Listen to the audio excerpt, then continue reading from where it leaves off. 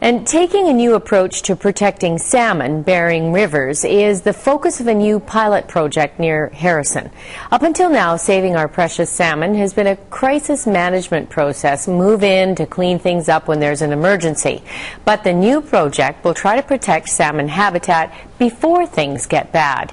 It's hoped the new approach won't just save fish, but also save us a lot of money. Linda Aylesworth has that story. The Hyde Creek watershed in Port Coquitlam is one of many struggling salmon streams in BC.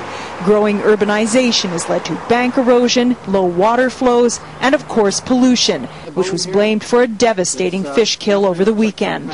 What had happened is when one of the storm drains, somewhere's up on Coast Meridian or a street there close to, released something into one of the storm drains. Could have been carpet cleaning solution. That needs to be contained. It can't go down the storm drains.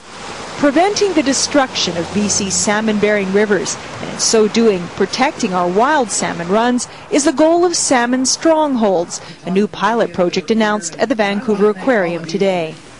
It provides an opportunity to rebalance the overall salmon conservation effort, which in recent years has become largely directed towards crisis management.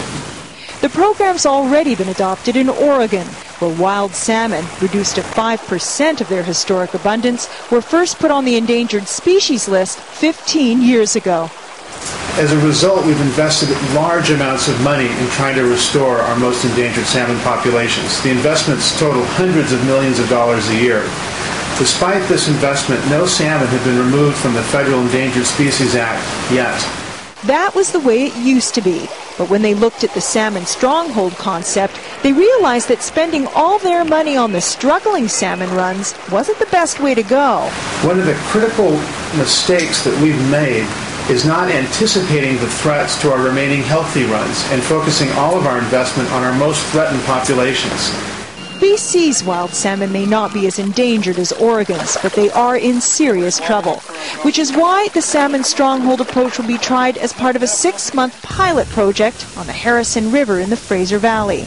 We will be working hard with all those who are active on a river like the Harrison, whether it be First Nations, local communities, those in the agricultural sector, but also we'll be working with government. The same threats that have faced our wild salmon populations are emerging up in Canada. It may just be a matter of time. The goal is to make sure Canada doesn't make some of the same mistakes we made.